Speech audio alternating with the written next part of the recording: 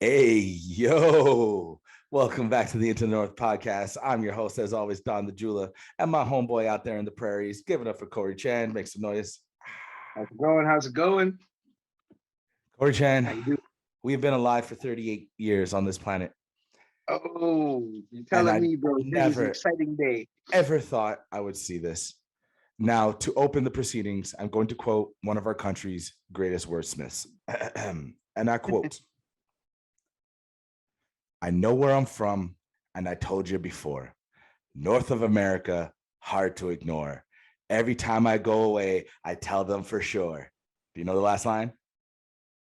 I don't. Because I'm from Canada. Oh, Canada. Oh, class. That's dope, man. Yup. Shit, how did I remember that? Ladies and Nice. gentlemen, the Canadian men's national team officially qualified for the 2022 World Cup in Qatar today, beating Give the it up. Jamaican national team 4-0. Give it up And for Canada. Give it up. Hell yeah. Hell yeah. my Right God, on. I cannot believe that we are sitting here actually discussing this. In my lifetime, I Dude, never, super ever thought exciting. we'd get Super here. exciting. Corey Chan, how you feeling, man? Unbelievable. Because I've been excited. Man, goosebumps. Goosebumps, man. Like goosebumps. It was such an amazing moment to It's see these incredible. boys I fight. called, I Pull this called, off, I man. called my son into the living room. I called Keegan into the living room, and I sat him down for the 90th minute. And I'm like, we're going to the World Cup, and he got all excited because he loves soccer. And I'm like, and Nice. I never thought I'd be able to share that. No, for sure, man. I didn't think I was And ever going to see the day. after Thursday night, was it Thursday night? Yeah, after Thursday Yeah. night, that loss to Costa Rica, I'm like, yeah, it was Costa Rica. I'm like, Yes. you know what? It would have been nice to get it done, but it was on the road. Back in Toronto, it was snowy. Toronto has tons of Jamaican people in it, tons of people from the Caribbean, everywhere, but tons of Jamaican people. So I'm sure they had a good support crowd. It was the stage was set. Canada had to show up, and then the next game's against Panama, who they're eliminated now, but they needed points. Yep. So if the third game mattered, it was still a game to be played. And from the kickoff, this is one of the most dominant performances I've seen Canada have. It was such an exciting game to watch, man. 30,000 fans stacked into that stadium, man. It's the It was BMO, right? amazing. BMO The Field. atmosphere was phenomenal. I could imagine. I mean, the Canadian contingent was fantastic. Crazy. From the first second of the game, Canada threw it into third gear and never gave up. Like, they came out of the gates flying. They had a ton of chances early. They scored the early one, and then they had something like 4 great chances in a row that just didn't go in. So many opportunities there, man. It was such a nail biter at one point. It's like, just seal the deal. Come on, boys, just do it. You know, like, because at 1-0, you're like, at 2-0. Now this was a Jamaican team that did not have any of its stars. Leon Bailey wasn't playing. He plays in England and Aston Villa, hell of a ball player. Mikel Antonio, if you want to have a nice little couple of minutes on YouTube, look him up. He plays for, I think it's West Ham United. Yeah, I think he plays for West Ham. If you want a nice couple of minutes on YouTube, look up this guy's highlight reel, because this guy, man, when he hits it, it stays hit. Like, this guy can kick the ball. Nice. And Nice. they had their idea that they goalie. were making a couple. Yeah. Andre Blake is the keeper for the Jamaican national team, and he's also the goalie in Philly. And I mean, obviously, I don't frequent MLS discussion circles, let alone listen to a ton of it. Yeah. I don't know too many people who do, but if you follow the MLS, he's having like a GOAT run at goaltender. Yeah, I think he was goalie of the year 2 out of the last 3 years. Yeah, I was gonna say, like, I'm pretty sure. Yeah, exactly. No, for sure. Like, he's having a pretty solid like career in the MLS right now. At Philadelphia Union, they're not one of the world beaters of the league, but they're always solid, and it starts at every game that has a goalie. It starts at the goalie. If your goalie's solid, you're never out of any game. So this Jamaican national team wasn't at its best, but there's still everybody there plays all over the world. The Jamaicans, the Costa Ricans, the Panamanians, I'm not going to talk about the states of Mexico, is obviously them, but a lot of teams in CONCACAF, they have players playing in Europe and playing in some of the top leagues. So the Jamaicans are no slouch. But from the gate, this game was the 0-0 wasn't a fair score to start the game at, because from No. the jump, Canada was like, we're going to score as many as we can. They were just bringing the pressure like crazy straight from the get-go, like you said, man. Once that ball was once that whistle was blown, game was on, Canada was just bringing it. Like it was insane, man. It was insane. Richie Some of Larea the was funniest, some of the most exciting soccer I've seen, dominant soccer I've seen by that Canadian team actually since they've been, playing this CONCACAF right now. And it wasn't like watching, the high flying Brazil teams or anything, but it was solid. Yeah. It was fun. They were using their speed. They were creative in spots. Yeah, man. The Absolutely. second goal, was it the second goal that Buchanan tapped in? Yeah, the second goal right before halftime. Yes. I think it was Laren gets it. Yep, Laren. Yes. Excuse me. Touches Laren it, got the goes first. down the line, instead of bombing towards the line and killing a little bit of time and then getting across, it's literally he got the one step, got control, and flicked it. He drew 3 defenders to him. So at that back post, Canada had them dominated. Unbelievable play, man. Yeah. Unbelievable play. And that Buchanan, that kid, wow. That's all I got to say. Like that speed, fast. And he's dirty with that ball. Like he could dribble a soccer ball like wow, man. Wow. He's good. Oh, yeah, absolutely. Unbelievable, man. It's this team has that youth effect where like they're too dumb to know they're not supposed to be beating these teams. True. You know what? They're too young and too dumb and just like, you know what? Let's go out there. We're not supposed to beat Mexico at the Azteca or draw with them. Sorry. We're not supposed to draw the Americans on the road. We certainly aren't supposed to beat them both in our own barns, right? Yeah, no doubt, man. We're not supposed to be top of CONCACAF. This is the first time they've been at the top of CONCACAF qualifying this late in the history of the country. It's crazy, man. It's crazy. It's unheard of. Like even some of the vets today, you're listening to them getting interviewed at the end of the game. And like there's what's his name there? Hutchinson, right? Atiba Hutchinson. 39 years young. This man, they're interviewing him at the end of the game. And he's like, to be honest, I didn't think I would ever see this stage ever. He's like, I didn't think this was ever going to happen in my career. And here we are going to the World Cup now. You know what I mean? It's like he got his and qualified for the World Cup. Think about this. Like he got his first cap when we were 18 years old. That's crazy, man. That's crazy. And he's still out there. A lot of people hold him as the GOAT. Obviously, I mean, the sky's the limit for Alphonso Davies. Like obviously, he's probably going to go down as the GOAT. Just accomplishing anything at the highest levels in Europe, that puts him in conversation. But Atiba represents the old guard of Canadian soccer. You know what I mean? Go out, work hard, solid defensively, and hopefully we grind out enough draws and steal a win or two in Honduras or El Salvador, one of these places, to be in the conversation. Never dominating the entire region. Like it, man. Corey, listen, Chan. All of these years that the Americans, everyone's talking, oh, America, what can they do at the World Cup? The Mexicans have such a rich history. They're always considered maybe not favorites, but contenders in the World Cup. Everyone has their eyes on them. What can these guys do? Sure. Like absolutely. And here we are, Canada, the North. We come out of nowhere. Exactly. Well, and you're dominating this CONCACAF league. Just dominating it. You better attach the flaps. When you wear the toucan, you'll put some flaps on the crown because the crown's up north now. But yes, buddy. Yes. Now, I'm telling you, man. They still haven't won the Gold Cup, which is our regional, like our Euros and our Copa America and tournaments like that. However, that's in 2 years. I think it's in 2 years, and we only have talent coming up the pipeline. Obviously, the states of Mexico are insane, and they outspend us and they out fundamental us at the youth level and that. But we got, I don't know, man, doing it the Canadian way, man, grinding, going to get it, a little bit of flair. That's exactly it. We've just been plugging away, after all these years. Like it's just, oh man. And to hear that crowd today, Grant, to hear that crowd, bro, like usually that type of passion's reserved for hockey around here. 30,000 fans just roaring. I bet you can hear them from downtown Toronto, man. You know what I mean? For sure. I could just imagine, like, the support has just been amazing. Like, amazing. When it comes to waving your flag, especially in athletics, Canada waves it as hard as anybody, as hard as the States, as hard as for anybody. Sure, no matter what sport it is, man, we'd be out there for field hockey. You know what I mean? Like, we don't care. You got a Maple Leaf representing our country. We'll support you. That's what we do. Absolutely. And, we got the reputation of goofball Canadians. Oh, shucks, we're just happy to be here. But, we're capable of winning shit. Hey, any reason to have a beer? Why not? All right, have a beer, bud. Hey, For bud. sure, man. Pretty For cold sure. out there in Toronto today, hey, bud. Absolutely. Today it was Yeah, a little chilly in Toronto too. That absolutely. wind was crazy, man. Yeah. Minus So, 13, I believe it was during game time. oh, okay, they were warm. Yeah. You could tell it did not bother the Canadian kids at all. No, not at all. So Not at all. halftime comes, they go in, they come out of halftime just blazing. Like, Yeah, man.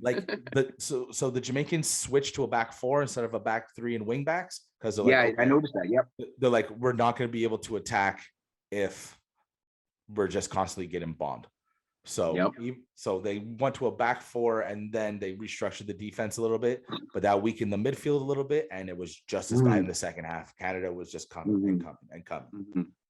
You know, no, it was the amount of pressure they were putting on, and we were just outplaying Jamaica from right from the beginning. There was nothing Jamaica could do to even like stop us from coming. You know what I mean? Like it was just a dominant game. That's all. We played a dominant game. As comprehensive a victory as Canada's shown throughout this entire qualifying campaign, and it was excuse me, it was the one they needed.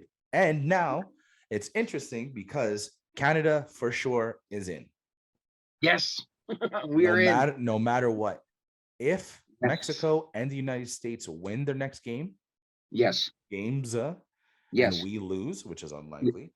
Yes, they equal us, and because of the head-to-head record, Canada still finishes at top of the table. Nice. However, on the back end of it, Panama's officially eliminated, and actually, you know what? Let me make sure it's correct. I believe it's. I do believe it's Costa Rica, I think. Oh yeah. I think you're right about that though.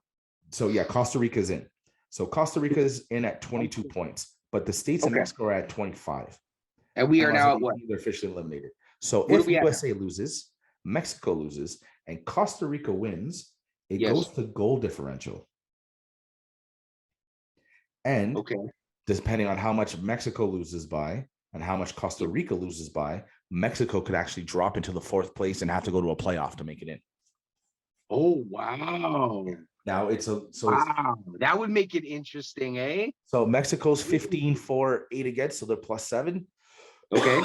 And Costa Rica is +3 in goal differential. So if Costa Rica wins 3-0 and Mexico loses 2-0, again, these score lines are unlikely. Mexico should win their next game or at least get a point. But if it goes down like that, Mexico would have to go to a playoff. And that would be absolute tragedy. Like, as excited as we are that Canada is qualifying for the World Cup, Mexico, it would be in flames. People would be losing their mind. They'd be at the coach's house rioting. Like, it'd be bad to even have to go to the playoff. Crazy, man. Crazy. Oh, yeah. That's crazy. No, it's nuts. That's how it can still play out. You know what I mean? Like that's insane. Well, that was the biggest worry, right? Because Canada, it's amazing that you could lead almost from tape to tape the whole way through the qualifying campaign, almost the whole way through the qualifying campaign, definitely the whole second half of the qualifying campaign, and still be on the second to last day and be worried about dropping from first all the way to the fourth. That's crazy. Yeah. I mean, it's called the octuple. So there was 8 teams, and 5 of them had a shot all the way up to the second to last game. That's wild. Wow. I mean, that's all you could ask for from your qualifiers, right? Right? That exactly. No, for sure. And Jamaica should have been stronger. Honduras, I'm not very familiar with their team, but Panama, I believe Panama could have been stronger. And then there's one more team I'm missing. El Salvador. And I'm not familiar with them. As much as I follow soccer, I can't name one of their star players. Okay. Yeah.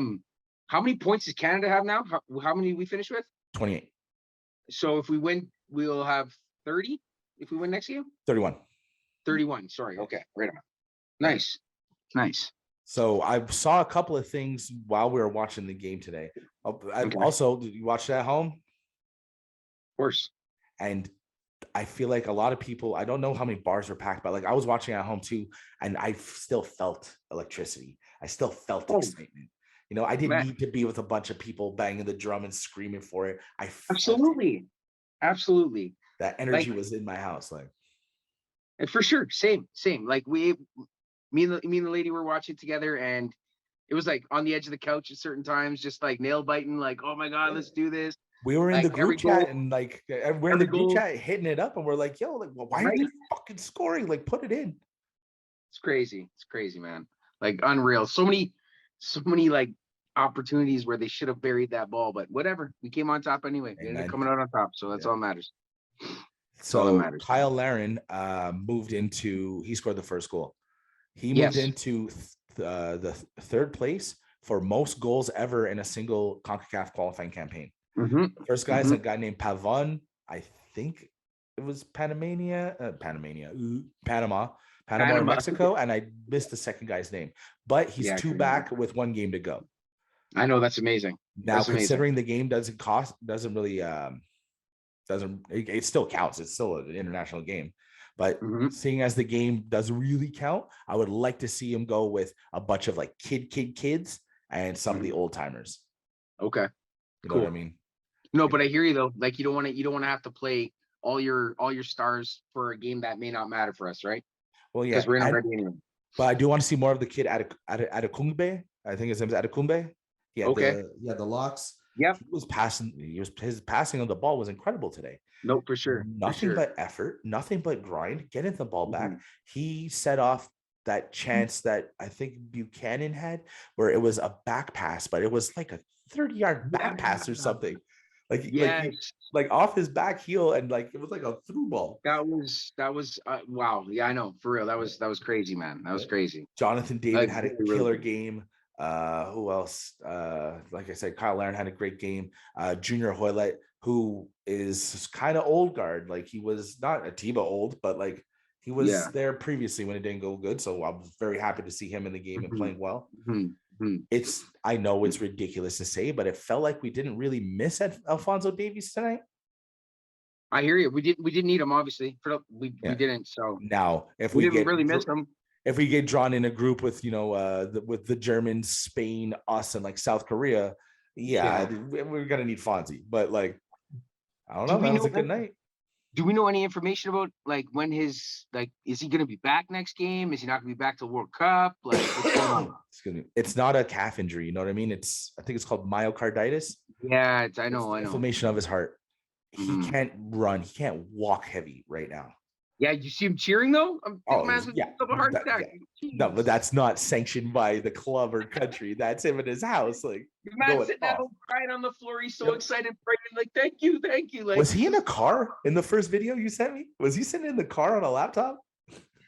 No, I think that's just the chair he's got in his room, man. Like that's probably his gaming chair. It looked like he had a strap. It looked like he had a belt on. Might have been wearing a fanny pack or something, bro. To be honest, like I don't know, but it was driving, watching the game, like on his way to 7-Eleven or something. Well, he's in Germany. Yeah. Oh, that's right. That is right. He is out there. That's why when he posted, it was dark out. Oh yeah, no kidding. Like, where the hell is he? I'm like, oh yeah, he's in Munich. There. Excuse me. Yeah. But yeah. Obviously, they're gonna need him, but like tonight, I mean, the team function. Guys who will have to play in his spot if he can't go got reps against a solid Jamaican team, and the chips were down. They get the 3 points tonight, because if you don't get it tonight, it's going to be a big problem. Oh, it's going to be huge. That last one against a Panamanian team who may have still needed points. You can't leave cash on the table, man. No, not at all. Bag or nothing else. No, it was They did great today, man. We couldn't ask for a better way to qualify, to be honest. Like it was great. It was just I literally got teary-eyed, man. I'm not gonna lie, I was that excited for them. Like it was beautiful. It was a beautiful thing. It really was. It was nice, and they earned it. They busted their asses and they earned it, and that's the most important. Oh yeah, man. You were asking me, do they have a shot at the World Cup? Do they have a shot at beating some decent teams? Is what I'm saying. Like, obviously we know we can compete with the teams that are here, right? In our CONCACAF, right? But will they be able to compete against some of those other countries? Like, are we going to be? Well, it's always been believed that the States and Mexico can give some of the better teams in the world a run for the money. So why can't a newer aged? They don't just sit back, defend, and then counterattack. These guys, they have an attack. They have a plan. Just because they have blazing speed doesn't mean they're going to be like, okay, 10 guys behind the ball, and the second we touch it, everyone just bails. You know what I mean? This Fair is a enough. well-structured team. Herdman has this team clicking. Yes. You know, Like, so right? Like, that man has got this team, like, oh, mhm. I'm all on the same level. Like, there was one goal and everybody would just, they were all on the same page, man. Just great. That we coach is have phenomenal, guys. man. Absolutely, we have guys at this level that fast, like world-class fast is world-class fast. Yes. So if teams think that they're just going to crush Canada and they underestimate them and they throw tons of guys forward, one mistake, if it's we get 1 or 2 steps on a guy, you know, Tajon Buchanan or Alphonso Davies, they get a couple of steps on the defenders, they're flying downfield, and good luck with that. Oh man, speed. Like, that's nice to see on our team. We got it too. It's great. Yeah, And you're and our right, fast man. guys are Those boys evenly can run. speeded. They're all Those around boys the can same speed, and they're all fast. So it's not like run. Alphonso Davies is gone and the whole rest of the crew's trying to catch up to him, like puffing No and doubt. puffing. No doubt. Yeah, man. And it's great to see that, like, what makes it really nice too is, like, you see all these players who are playing for us and how they're not just coming out of like the MLS, you know what I mean? These are guys who are playing in like some good dibs of soccer, bro. Yeah, Like, pedigree, these are man. like actually well-groomed soccer players. Like, they play in some really good leagues, you know what I mean? Like, these guys know what they're doing. They're serious players. This ain't Grandpa's Canadian national team. Right? Exactly, man. Exactly. Bro, 1986, we were pups last time they qualified. So we actually qualified for that one. Like, we won in. We didn't just get accepted in because we were part of North America or something. No. It wasn't I believe they qualified through normal qualifying, but I think it was different back then. I think it was like I think they took like the best like 8 teams, and then if you won like 2, like if you got 2 games drawn randomly, and if you won enough of them, they took the best. I'm not quite sure. I'm gonna have to look it up. I should have did that before we started this. because I That would have been a good wasn't sure how tidbit. that worked either. But I don't know if you heard during the They game got there, in. they They had had 1 shot on goal. Oh wow, 3 matches, 1 shot on goal. They got completely dominated. wow, that's crazy. But like, I don't know if you also heard too during the game there, they were saying the last 5 living members of that '86 game World Cup were in the stands in attendance watching this game too, man. No way, were they? Yeah, yeah, they mentioned it. The commentators were talking about it today. It was really nice. That's fantastic. Yeah, man. Extra fantastic. Like, dude, like, it's just great. Like, I'm very proud. I'm very proud of the fans right now. Like, I'm just loving the support from the country. How do you build a legacy, right? Yeah. How do you build something that they're going to talk about 10, 20, 40, 60 years down the road? You got to win the game. You got to play the games in front of you. For sure. And then we look back and say, remember that one. Remember that one. No one's better than Montreal Canadiens fans about remembering the last one and the one before that one, right? But they won from, like, I mean, I can't remember when they first started winning, really, but like the 30s or the 40s. Great teams. Yeah, no, for sure. And it just yeah, exactly. Yeah, for sure. Yeah. We still when let it was up. happening, they're playing one game at a time. That's how you build your legacy.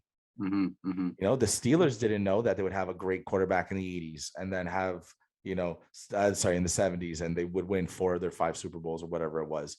And then they stale for a little while, but was always competitive. And then boom, the 2000s come and Big Ben Roethlisberger shows up, and then they win a couple more. Always being solid, always being, good teams, and like that's how you build legacies. It's great. It's great to see, though, because I mean that just it's showing promise for the next qualifying and all that stuff too, right? Like, we're not just going to be some pushover anymore. We're not just going to be a pylon in the way. Like, well, who do you look up to, right? A defensive midfielder like Atiba Hutchinson growing up, like all the kids want to play defensive mid, like that's right. I don't think there's besides goal. No knock on him as a quality ball player, but like, dude, besides no Alphonso Davies factor. Besides playing goalie, I don't think there isn't a position on the field that man can't play. Really, you know what I mean? Like, he's solid. He's solid, straight solid. But what I'm saying is, good to see that guy out there too. Like, look, you got, like, when we were kids, Vince Carter jumping out of the gym. I want to dunk like Carter. Sosa and Griffey were smashing home runs, and we lived through MJ and we lived through Gretzky and Lemieux. There was electricity and magic about those guys to look up to. Yeah, obviously, young kids looking up to soccer players nowadays, they have their stars, but homegrown talent, a guy that you can wear the same shirt as him. Yep. There was never been a guy like Alphonso Davies, who's young. He's cool. He's interesting. Exactly, man.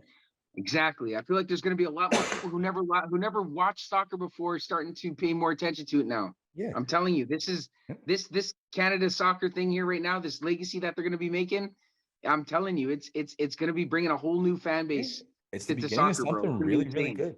And, he's got the Vince Carter factor. He's electrically fast. He's got moves. He's got finish. He plays at a big club. His girlfriend plays at a big club, and they do TikToks together, and she's gorgeous. They're a great looking couple. And this is a guy you look up to for kids growing up. You're like, wow, that's a star who's actually a good dude. And he's got all the star qualities in the world, and he's not a prick. You know what I mean? He's super likable. Exactly, for sure. Like, talking about clubs, man. For instance, that Buchanan kid, do you know where he plays at? New England Revolution. Oh, he's okay. Cool. Mm-hmm. Damn, like, he's got a lot of talent. I feel like he could possibly go further in his career too. Like, I mean, he's not going to be around right? long. He's going to go to Europe sooner than later. Yeah, that's what I figured too, man. Okay, cool. And I do believe that Hutchinson guy we're talking about, the vet there, I think he plays in Turkey, I believe, right? No, Kyle Larin plays in Turkey. Atiba Hutchinson plays. Sure, it's not Turkey. Kyle Larin plays at Besiktas, which is in Turkey. Okay, that's Turkey. Yeah, I'm googling it. Atiba Hutchinson plays at. No, he plays at Besiktas. He plays in Turkey. You're absolutely he does. right. Yeah, I thought he played in Turkey. Because I'm sure I looked that up like when they were starting to, when CONCACAF was getting started here, and we were like starting to make an actual splash in the water. I was like, yo, where's this guy play? Like, when I first found out his age, I'm like, what? This man is still playing pro soccer? Like, that's phenomenal, man. You know what I mean? He's got jam. So that's crazy. To wrap up the soccer talk, we got one more game on the 30th. It's inconsequential, but I sure hope they come out for it. And then the draw is on the 1st of April, I believe. 1st of April, yep. Yeah, so we'll see where it gets there. So I got 2 Canadian national team trivia questions for you. All right, shoot. And then we're going to move off because I got something else that we're going to have a good time discussing. All right. All right, well, wish me luck. In the top 10 capped players in Canadian national team history, 2 of them were on the field today. Number 1 and number 10. Who are they? That Larin guy's one of them. Nope. Then I know number 10 too, man. You want number 1? Yeah, let's hear it. It's Atiba Hutchinson with 94 caps. Number 1? Number 1. He's going to be the first Canadian player to make it to 100. Likely. All right, keep going. Likely. Keep going. Number 10 was Captain Sweatpants, Milan Borjan, the goaltender. Oh, no way. That's right. With 63. Tied with 2 other players, 63 caps. Crazy. I didn't know that, man. Yeah. Wow. 94 for Atiba. Right. And then number 2 is Julian de Guzman, who had a great run, 02 to 16. Wow. Atiba played his first game in 03 for the Canadian national team. Oh, okay. All right. I know this one's a little more fun. In the top 10 goal scorers in Canadian national team history, 4 of them were on the field today. 2 in the top 3. Can you name them? I know 1. Who's that? The Larin guy. He's got Kyle 1. Larin is the top goal scorer of all time with 24. Number 2 is D-Row, obviously a legend with 22. Dwayne De Rosario. Oh, no way. And number 3, I'll give you a hint. He was playing forward. I don't know, man. The arguably one of the hottest forwards in world football right now, Mr. Jonathan David with 20 goals. Whoa, that David guy, yeah, where's he playing right now? He's at Lille in France. They just got knocked out of the Champions League. Okay. Okay. All right. And they won the French league last year. The league with PSG in it. Nice. No doubt. No doubt. Wow. Crazy. And then you go down the list. Number 7, Lucas Cavallini with 16. And number 10 with 14 goals was Junior Hoylett. Hoyland, okay. Yeah. Nice. Who plays at Reading in England. Oh, nice. Or no, Reading or Birmingham? No, I think he plays at Reading. Okay. All right. So yeah, there's a lot of history to be written about this Canadian national team. No doubt, man. No doubt. You got a beverage? I do not have a beverage on me right now. I'll take 2 sips for you. All right, thank you, sir. Thank you. Now, I mentioned this because today is International Whiskey Day. It is. I did not know this. Otherwise, I would have been much more prepared. Neither did I. No. I only saw it on the internet today because a friend of mine, he posted a couple of bottles he had going. So I'm like, ooh, international whiskey. Nice. Yeah. So that leads me to ask you, Corey Chan, do you have a singular favorite whiskey in the world? And could you put together a top 5? Okay. Now, just for the record, I'm not talking anything niche. I'm talking bourbon, I'm talking rye, I'm talking Irish, Yeah. I'm talking Scotch, the big four. Like, okay. So not in any specific order. Okay. I'll try to name off the top 5 that I will go to the liquor store and pick up if I'm feeling like drinking a good whiskey or something, right? Mm-hmm. Okay. So I'll go with the Bushmills Red. Bushmills Red Bush. Okay. Love it. So good. Jameson, just because it's got nostalgia, right? I mean, so many memories drinking Jameson. So I'll drink Jameson. So many lost memories drinking Jameson. So many, like, liver still aching from like one of the times I came to visit you. Jeez. I go with I love 40 Creek. I'll pick up any 40 Creek to be honest. Mm-hmm. The Honey Spike. That's a real good one. Okay. I've never had it. Ooh, tasty. I've had the OG 40 Creek. Yeah. I've had the straight. 40 Creek's delish, man. I'll drink it all day. Yeah. It's solid. It's just not really my favorite rye. Like there's other ryes I go to before I go to 40 Creek, but if someone offers me one, I ain't gonna say no. How dare I? CC small batch. Yes. Okay. And to be honest with you, this only comes out at Christmas time. Winter Jack by Jack Daniels. Really? Dude, love it. I'll sip that's on like it all a cocktail whiskey. That's not like a whiskey. I don't care. It's Christmas drink. That's what it's all about. I'll buy it every Christmas. I buy it. It's good. It is great for Christmas time to pour shots because it's not super aggressive. No. But it's still got enough of a kick. I like it. So I was like, oh, I'll just do one. And next year the bottle's gone and you're just packed. Yeah. Okay, that's solid. But what's your absolute favorite one? Bushmills. Bushmills. Okay. Yeah. So excuse me. Oh, gosh darn. Anyways, it's hard for me because like my singular favorite whiskey in the entire world is Jameson, but my favorite type of whiskey is not Irish. It is bourbon. Yes, I know love bourbon, and there's my top 20 is littered with bourbon, but in my top 5 favorites, it's tough because like look, I've had Johnny Blue.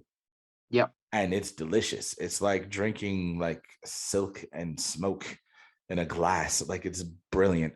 But $300 whiskey is not something I ever want to have in my top 5 because I'm probably not going to come back to it ever again. You know, like no. Yeah. It was nice. It was nice to see it the one time, but like other than that, for sure. So, in no particular order, Jameson.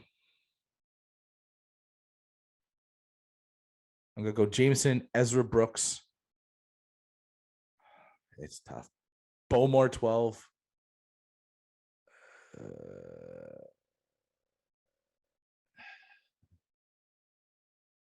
I guess Makers. And Makers isn't bad. I don't mind it. Yeah. And I guess Crown Royal Northern Harvest. Ooh, I guess Manitoba. Those would be in my top 5. Yeah, Gimli, Manitoba represent. Yeah, bro. Yeah, bro. Quick, tell us 10 things fun about Gimli, Manitoba. CRONWNROWAL. Got it. Okay, good. The largest Viking I guess population out of Iceland. Really? We have a festival every year there, man. It's awesome. That's lit. Sponsored by Crown, I hope. Sponsored by whoever, really. Like Crown is obviously whatever, but yeah, they're there. I mean, it's just weird how like there's this factory in the middle of the country, in the middle of nowhere, that makes some of the best like rye whiskey out there. It's like, what? Well, a couple of years back, Northern Harvest won best whiskey in the world. I think that guy was drunk who said that. I'm sorry, Manitoban friends, but I didn't think it was that great. Really? I thought it was. I swear, dude. I thought it was delicious. I don't know. I don't know what the judging criteria is, and these guys are sitting there drinking whiskey all day. I don't. It was crazy. We couldn't find a bottle of that anywhere on the shelves, man. It sold so quick. So I ended up going home for Christmas that year, and my old lady's dad had a bottle. That's the way. That's how I tried it. I was like, so I got a tip.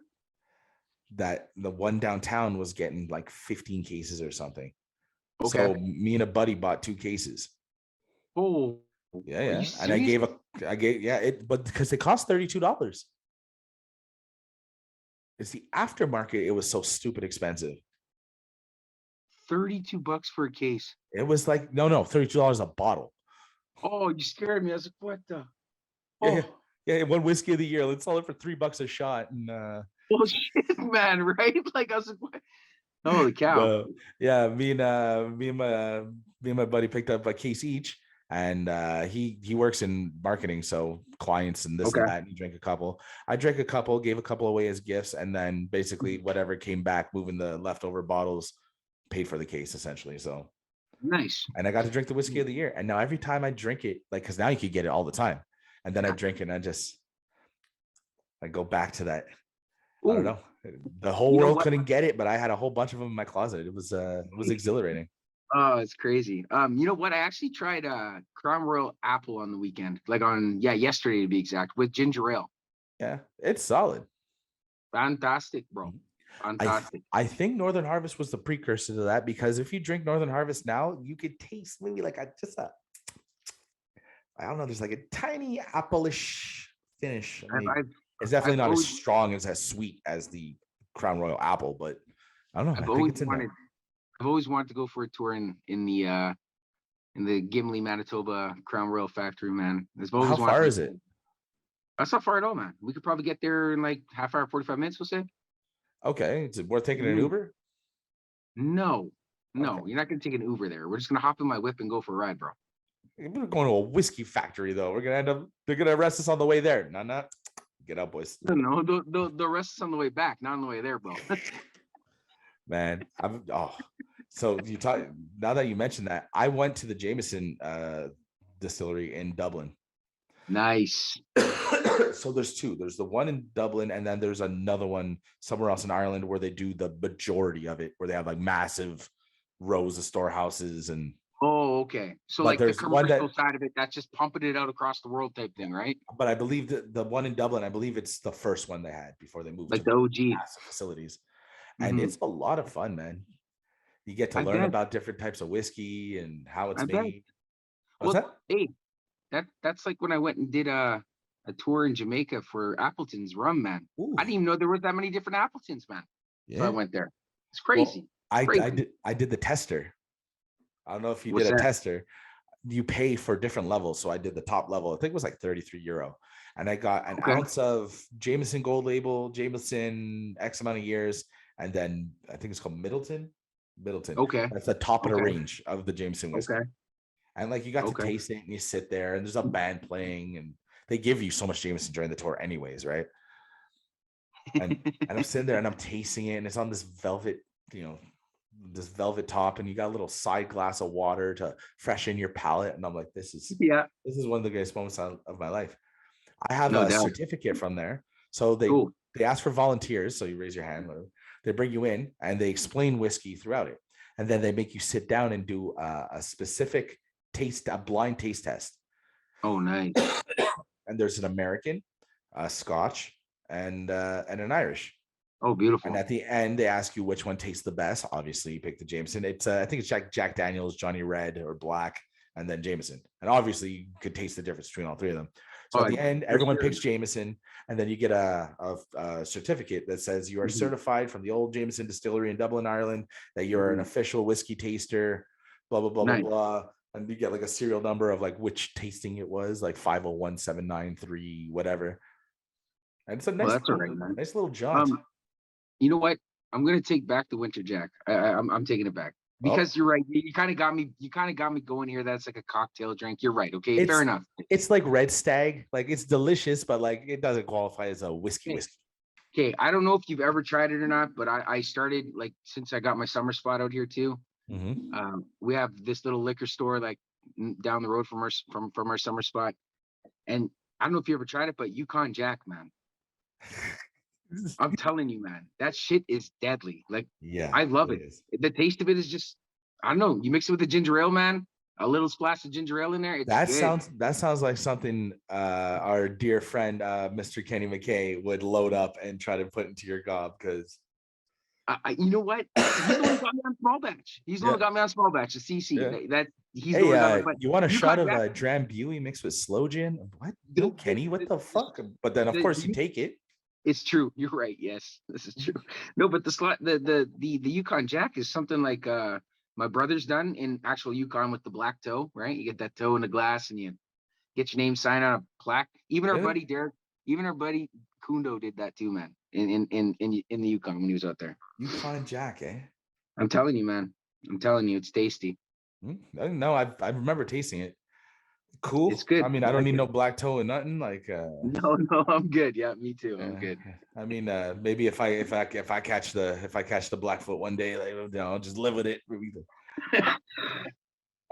wash it a little more often. I ain't trying to drink it. Like, it's right on, man. Right on. So yeah, you know, there's the International Whiskey Day. I think that's a great idea. I think there's a lot of whiskey for the world. When I went over to England, every time we'd go to a bar, a pub or whatever, I would always get a different beer and a different shot because I'm like, I'm never coming back. The fuck? Well, no, I don't blame you. For sure, I would have done the same thing too, man. Yeah. Absolutely. So, you know, grab something different. Grab something with a little bit of flavor. And like right now, I'm having a Bowmore 12. Ooh, nice. Yeah. I like Scotch. It's just like if I want to drink whiskey, I'm not going to drink Scotch. If I want one whiskey, I'll have a Scotch. Yeah, no, for sure. Absolutely. Scotch is just something you have a nice little sip on. You know what I mean? You're not there to get really smashed on it. It's not a thing you do. That's good. That's good. Well, that's not what I do anyway with Scotch. I enjoy a good Scotch here and there. Did you ever drink Jameson before you came back home? Because I don't know how popular it is worldwide, but around these parts, Jameson reigns supreme. Like, okay, so Jameson is obviously worldwide famous, and yeah, it's here. But to be honest with you, first shot I ever had of Jameson was with you boys. Really? I came back for a visit, and I'll never forget it. Okay, I got to tell the story. Okay, I can't remember the bar where we're at, but it was I can't remember. Maybe it was Sir Winston Churchill's, to be honest. But anyway, we were there, and I remember you're like, we're getting around to shots, and I'm like, okay, what are you doing? Well, Jameson whiskey, and I was like, no. And the waitress is like, she comes back, she's like, oh, what is your vagina showing? And I was like, fuck, man. I'm like, okay, I guess I got to do this. That is not PC. We do not stand by comments like that on the Into the North podcast. Right. So like, I was like, all right, man. So here we go. Yeah. So the Jameson shots come around. I remember we're at Brutopia. Was it? I think so. We're downtown. Anyway, it doesn't matter. I'm pretty sure we're outside of the patio, but anyway, it doesn't matter. So she comes back with the shots. We take the shots. You start telling her that I'm in from out of town, used to live here, from Winnipeg, and I'm living in Winnipeg now. She's like, oh, Winnipeg. She's like, oh, I'm from there too. She's like, I'm from, a place called Transcona. I was like, yeah, I know Transcona. Whose vagina showing now? Oh my goodness. Transcona is a little bit of a they got some girls that run around there, bro. That's all I gotta say. Oh my gosh. In 2022. Oh my God, Corey's making all kinds of fans over in Transcona, Manitoba. First of all, the Into the North podcast does not condone or accept this type of behavior. You should not be running around Transcona acting however you damn well please. Corey Chan can't go anywhere near that side of town now. Oh man, you gotta live with the repercussions. Transcona, eh? Oh yeah, it's. I spent many nights out in Transcona. Let me tell you. That's why she has such uncouth behavior. Yeah, that's it. You middle of the country folks, we can't really vibe with you so well. You know, this is the big city. We speak 2 languages, tabarnak. Like, yeah, no doubt. Yeah. I remember one time you were in. It was the first night you were in, obviously, and you came down with a ex-girlfriend who shall not be named. But okay. I remember her giving you the beans. Just, Corey, don't get drunk tonight. You're like, no, me and Greg are just gonna have a couple. And then I show up with a bottle of Jameson and I'm pouring them like this. Yeah, and then I mean, we left with a smile. It was high fives and hugs, but I'm sure you got an earful. It is what it is, man. And because of my old injury. You don't know that because I got hurt, right? And my wrist, for some reason, it loses strength in spots. So like I try to do this and like it's like my trick wrist. Yeah. Oh man, sorry. You know, it's when the thing clicks and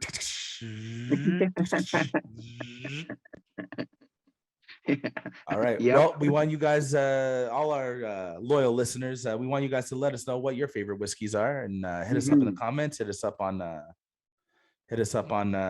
IG or whatever, and yeah, maybe we'll bring up some other ones, and maybe every month we'll get the same type of bottle, and we'll do a little whiskey taste test. We should. We're always about expanding our horizons here on the Into the North podcast.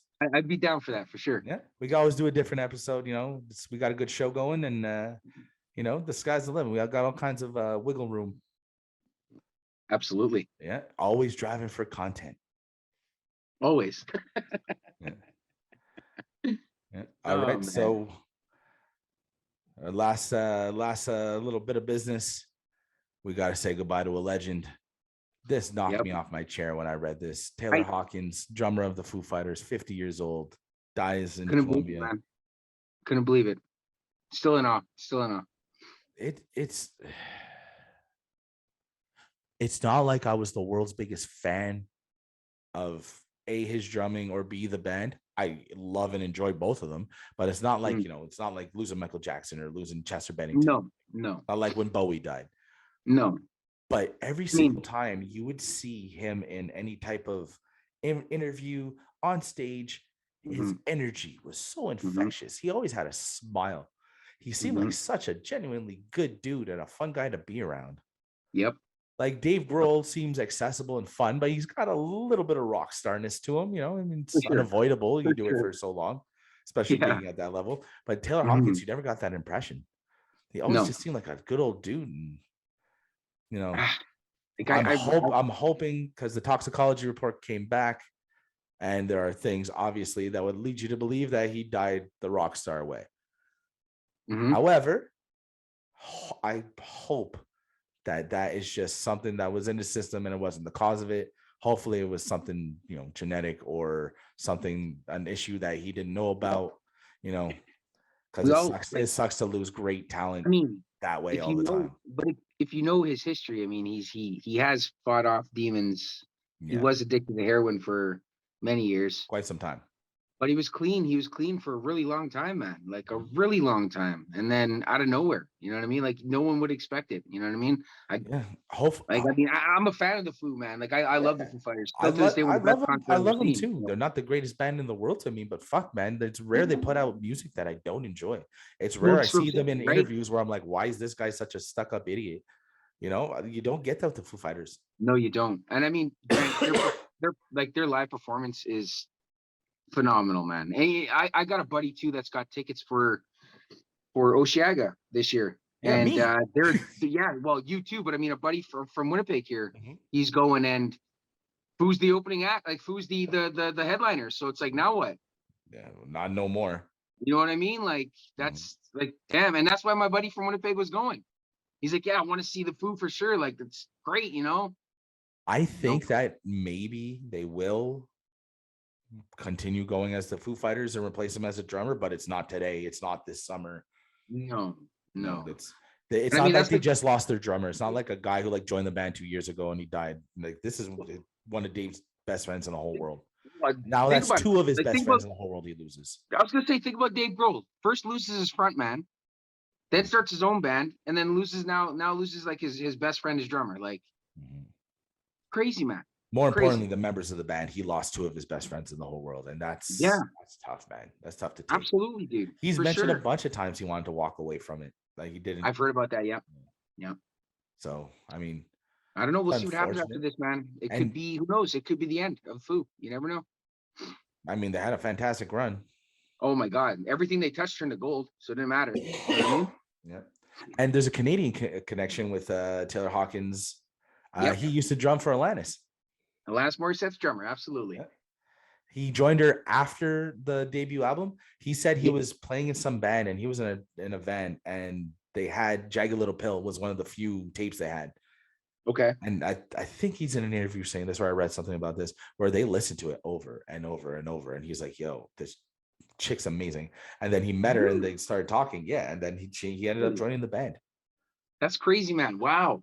Yeah. I knew I didn't know that's how, you know, I didn't know he was actually like into Alana. You know what I mean? I just thought, shit, she picked him up somehow. Like, you know, just a drummer, would you be interested or something, you know? Yeah. No, it's apparently, And then apparently when he met with Dave and Dave's like, I'm looking for a drummer, he's like, I'm your guy. You know, I'm your guy. And like that. Me and Taryn last night watched the Everlong video and I got teary eyed. I was like, Oh man. Yeah, that's a good one, buddy. they were That's a kids. good They were one. still Yeah. super young when that came out. So young. So young. Maybe not kids, but shit, that came out in what, 96?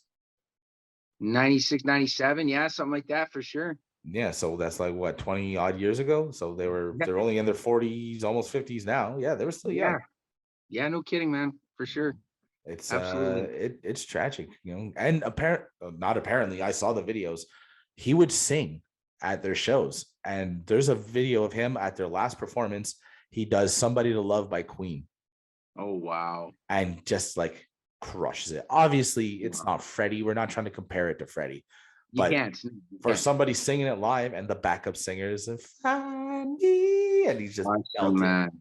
Awesome, man. Going for it, the big the Freddie. No, it's definitely a sad day for music, man. It really is, and rock and roll needs less of this shit. You know, hopefully going forward, the music industry, you know, like I said, man, I hope I'm obviously it's terrible that he passed, but since he is already gone, hopefully it doesn't end up being that, and it's something else. Yeah, I'm hoping that too, man. I'm hoping that it's really frustrating, and obviously my frustration doesn't matter. He's got kids and a wife and bandmates and friends, and obviously they're gonna be a lot more furious with him. But like, it's frustrating to see genuine good guys in music. A lot of rock stars are pieces of shit. They're bad to the fans. They grab ass as much as they can. They're about every dollar. Like, this guy didn't seem like that. He seemed like generally one of the good dudes in show business, and it's really sad, and it's a real tragedy. No, for sure. We're starting to lose a lot of these guys these days, man. It's quite sad, man. Hopefully, I don't know, man. Hopefully, this could definitely stop happening. It's not good for music at all, man. No, we lost Mac Miller this way. We lost Prince to this shit. We lost Michael Jackson to this shit. Yeah, man.